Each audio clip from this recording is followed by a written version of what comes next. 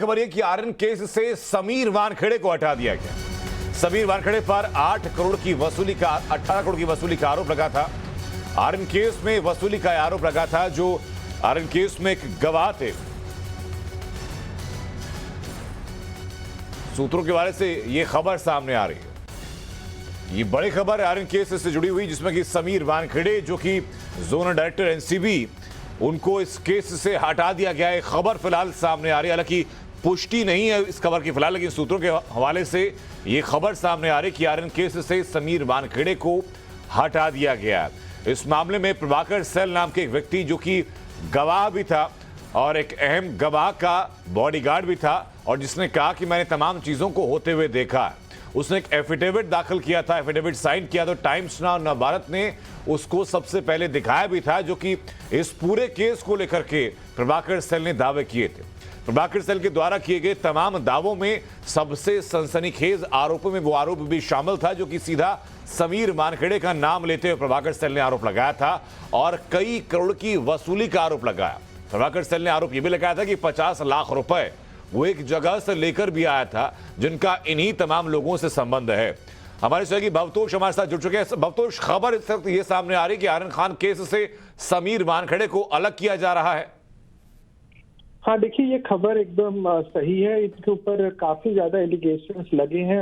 26 अक्टूबर के आसपास एनसीबी के जो आला अधिकारी हैं, उन लोगों ने ये डिसाइड कर लिया था कि वानखेड़े, समीर वानखेड़े जो कि जोनल डायरेक्टर हैं एनसीबी के, उनको इस केस से हटा दिया जाएगा और उनको कहा जाएगा कि वो प्रोब से हट जाए।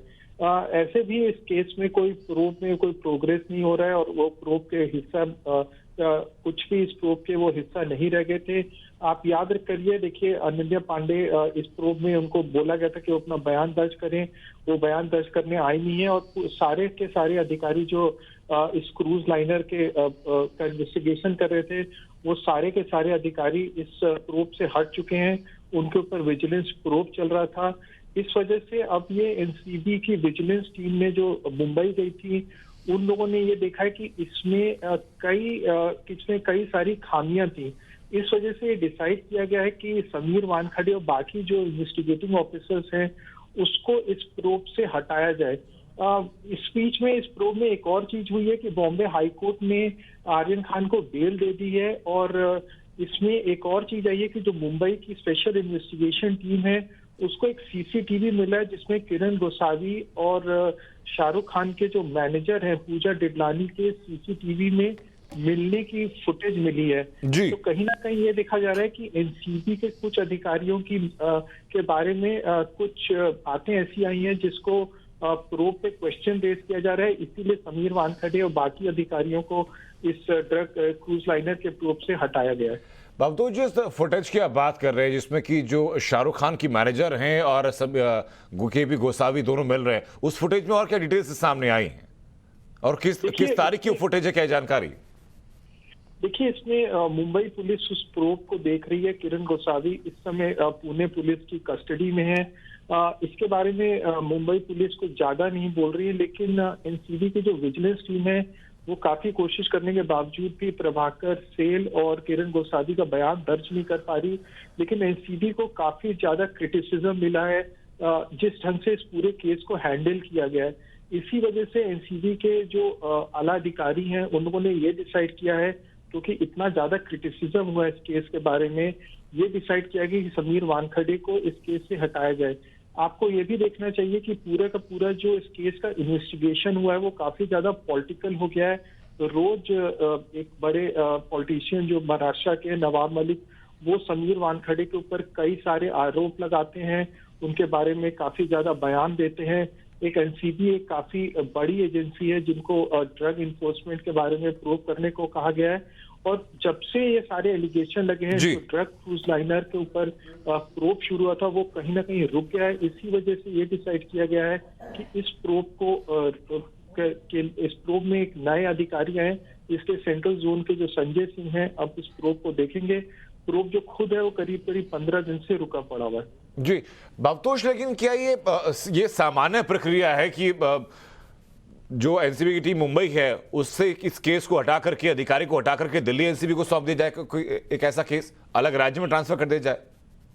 देखिए, ऐसे जब भी विजिलेंस प्रोब शुरू होता है तो जनरली जो अधिकारी होते हैं उनको प्रोब से हटा दिया जाता है, और ये काफी पहले कर देना चाहिए था, 15 दिन पहले ही कर देना चाहिए था। ये इतने दिन बाद क्यों हुआ, ये किसी को समझ नहीं आ रहा है। अब प्रक्रिया यही होती है कि जब भी किसी के ऊपर विजिलेंस प्रोब शुरू होता है उसको प्रोब से हटा दिया जाता है। ये हमने खबर ऐसे 26 अक्टूबर ही को की थी कि समीर वानखेड़े इस प्रोब के अब हिस्सा नहीं रह गए, लेकिन समीर वानखेड़े जो कि बॉम्बे हाईकोर्ट गए थे तब उन्होंने कहा था वो इन्वेस्टिगेटिंग ऑफिसर इस केस के हैं, लेकिन अब एनसीबी ये कह रही है कि वो अब इस प्रोब के अब हिस्सा नहीं रह गए। बिल्कुल, शुक्रिया भवतोष आपका हमने जुड़ने के लिए और ये पूरी जानकारी देने के लिए। हमारे सहयोगी भवतोष ये अहम जानकारी दे रहे थे। इसी के साथ हमारे सहयोगी अनुज भी हमारे साथ जुड़ चुके हैं।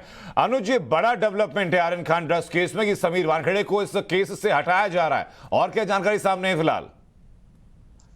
जी बिल्कुल, जिस तरीके से लगातार हम देख रहे थे कि समीर वानखेड़े पर आरोप लगाए जा रहे थे, खासतौर पर अगर बात किया जाए कि नवाब मलिक ने आरोप लगाया था, साथ ही साथ जो इंडिपेंडेंस विटनेस था पूरे मामले का प्रभाकर सेल, वो भी लगातार आरोप लगा रहा था। इसके मद्देनजर विजिलेंस की टीम जो है वो पूरे मामले की जांच कर रही थी। हालांकि सूत्रों के मुताबिक साफ तौर पर यह पता चल रहा है कि समीर वानखेड़े को केस से हटाया जा रहा है, उन्हें जो है अटैच किया जा रहा है दिल्ली हेड ऑफिस, और दिल्ली हेड ऑफिस की ही एक टीम जो है वो आर्यन केस के मामले की तफ्तीश करेगी। तो निश्चित तौर पर एक बड़ा डेवलपमेंट है। हालांकि हमने देखा था कि किस तरीके से समीर वानखेड़े को बाकायदा दो बार उनसे पूछताछ की गई थी, उनसे जो आरोप लगे थे, इसके मद्देनजर एनसीबी की टीम ने घंटों तक उनका बयान दर्ज किया था। साथ ही साथ एनसीबी ने इस पूरे मामले से जुड़े, एनसीबी की जो विजिलेंस टीम थी, इस पूरे मामले से जुड़े लोगों से भी एनसीबी की टीम ने पूछताछ की थी, विजिलेंस की टीम ने। लेकिन जिस तरीके से यह डेवलपमेंट हुआ, निश्चित तौर पर कहा जा सकता है कि कहीं ना कहीं जो आरोप लगे थे उसके मद्देनजर यह डेवलपमेंट किया गया, और समीर वानखेड़े को, सूत्रों की माने तो समीर वानखेड़े को अटैच किया गया, उनको केस से हटाया गया है। और अब इस पूरे मामले की तफ्तीश जो है एक नई टीम, एक फ्रेश टीम जो है वो पूरे मामले की तफ्तीश करेगी आर्यन केस से जुड़े हुए। हमने देखा था किस तरीके से नवाब मलिक लगातार आरोप लगा रहे थे, चाहे हम आर्यन खान केस की बात करें या जो उनके दामाद का मामला था उसको लेकर भी लगातार आरोप लगाए जा रहे थे नवाब मलिक की तरफ से। लेकिन इस पूरे मामले में ट्विस्ट तब आया जब एनसीबी का ही एक स्वतंत्र विटनेस जो है वो सामने आया और उसने गंभीर आरोप लगाए समीर वानखेड़े पर, जिसके बाद कहीं ना कहीं लगातार एनसीबी की कार्रवाई पर सवाल उठ रहे थे। और इसी के मद्देनजर ये जिस तरीके का डेवलपमेंट हुआ है अपने आप में एक बड़ा डेवलपमेंट है। अब सूत्रों की माने तो एक नई टीम जो है वो पूरे मामले की तफ्तीश करेगी। जी, लेकिन अनुज, ये कहा जा रहा है कि एनसीबी की दिल्ली टीम को पूरा केस ट्रांसफर किया जा रहा है। औपचारिक तौर पर सारी कार्रवाई कब तक पूरी होने की संभावनाएं हैं? जी देखिए, जहां तक बात किया जाए औपचारिक तौर पर तो निश्चित तौर पे अभी इसमें थोड़ा समय लगेगा, क्योंकि केस की जो फाइल है वो हैंडओवर करनी होगी, साथ ही साथ टीम जो है वो गठित होगी। तो आगे आने वाले 1-2 दिन में ये तमाम चीजें जो हैं वो होंगी। लेकिन जिस तरीके से खबर ये आ रही कि सूत्रों की माने तो समीर वानखेड़े को फिलहाल जो है वो इस जांच से हटाया गया, उन्हें दिल्ली हेड ऑफिस जो है वो अटैच किया जा रहा है। वहीं अब इस पूरे मामले की इन्वेस्टिगेशन जो है वो दिल्ली की टीम करेगी। अब इस टीम का हिस्सा कौन कौन होते हैं, कौन वो अधिकारी होते हैं जो पूरी मामले की तफ्तीश करते हैं। हालांकि हमने देखा था कि जिस तरीके से विजिलेंस टीम गठित की गई थी पूरे मामले की तफ्तीश के लिए। अनुज में वापस आता हूं। इस वक्त एनसीबी लीडर माजिद मेमन हमारे साथ जुड़ चुके हैं। मेमन साहब, मैं जानना चाहूंगा इस पर पहली प्रतिक्रिया क्या है आपकी कि अब समीर वानखेड़े को इस केस से अलग किया जा रहा है और एक नई टीम को पूरी इन्वेस्टिगेशन सौंपी जा रही है? देखिए, ये बड़ा बहुचर्चित मामला रहा है, क्योंकि शाहरुख खान के पुत्र इसमें जुड़े थे, तो इसलिए इसको बड़ी प्रख्यात पब्लिसिटी मिली है। और शुरू से नवाब मलिक साहब ने जो समीर वानखेड़े के बारे में बातें बताई हैं कि उन्होंने इस मुकदमे की जो कार्रवाई की है उसमें पहले तो उन्होंने कई लोगों को जाने दिया, और उन्होंने जो लोग वहां मौजूद थे उन लोगों को नप करते हुए शाहरुख के बच्चे को उन्होंने गिरफ्तार कर लिया। न तो शाहरुख के लड़के आर्यन के पास कुछ मिला, न तो वो नशे में था, न तो उसकी मेडिकल करवाई गई थी।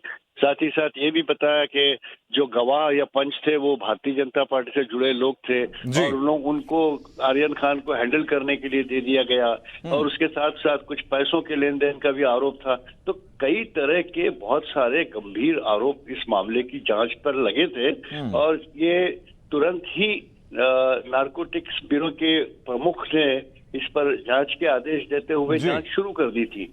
और वो जांच करने पर जो शुरुआत के जो मरहले होते हैं उनसे ऐसा लगा कि इन तमाम आरोपों में कहीं ना कहीं कुछ सच्चाई नजर आती है। लेकिन इसमें सर एक ट्विस्ट मुझे नजर आता है जो इंपॉर्टेंट पॉइंट है, जो कि दर्शकों को भी जानना चाहिए कि समीर वानखेड़े ने खुद इस बारे में मांग की थी कि इन दोनों केसेस से उनको हटाया जाए। मैं आपके पास लौटूंगा सर, आपका रिएक्शन जानना महत्वपूर्ण होगा। हमारे सहयोगी अरुण लगातार हमारे साथ बने हुए, एक छोटा सा रिएक्शन उनसे अरुण बताइए जरा कि इस मामले में और क्या डेवलपमेंट सामने है। समीर वानखेड़े की तरफ से मांग की गई थी कि खुद हटाया जाए उनको इस केस से। वेल, अभी एक रिएक्शन आया है अशोक मुत्ता जैन का, जो डिप्टी डायरेक्टर जनरल है एनसीबी के। उन्होंने ये बोला है कि टोटल 6 केसेस जो इन्वेस्टिगेट हो रहे थे, 6 केसेस से समीर वानखेड़े को, जो जोनल ऑफिसर थे वेस्ट रीजन के, वहां उनको निकाला गया है। सेंट्रल टीम दिल्ली से उसका इन्वेस्टिगेट करेंगे। उनको ये भी पूछा गया कि क्या समीर वानखेड़े पे जो एलिगेशन लगे उसकी वजह से उनको निकाला जा रहा है, तो उस पर उन्होंने कमेंट नहीं किया है, कुछ उसका कंफर्मेशन नहीं दिया है। बट समीर वानखेड़े खुद भी विजिलेंस टीम के सामने लगातार बार बार समन हुए हैं, बार बार उनकी क्वेश्चनिंग हुई है।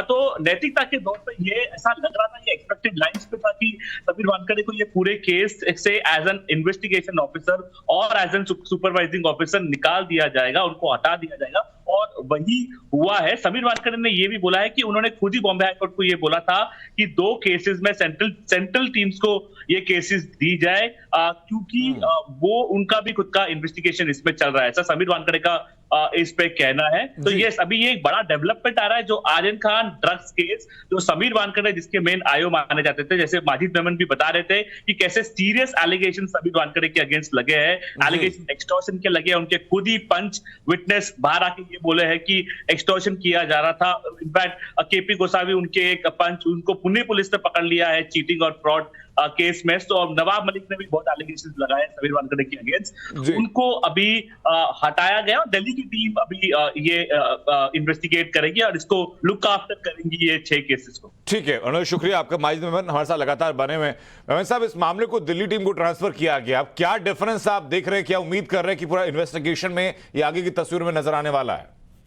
देखिए, ये जो कदम समीर को हटाने की जो प्रथा है, जो स्टेप उठाया गया है, मैं समझता हूं कि ये संस्था के लिए, नारकोटिक्स ब्यूरो के लिए एक अच्छा कदम है, ताकि अब लोगों को ऐसा लगेगा कि इस पर जो भी समीर वानखेड़े के खिलाफ इल्जामात लगे हैं, 1 से ज्यादा इल्जामात लगे हैं, उन इल्जामात की सही तौर पर जांच हो और अगर दोषी ठहरा जाए तो उसको कड़ी से कड़ी शिक्षा उसकी दी जाए।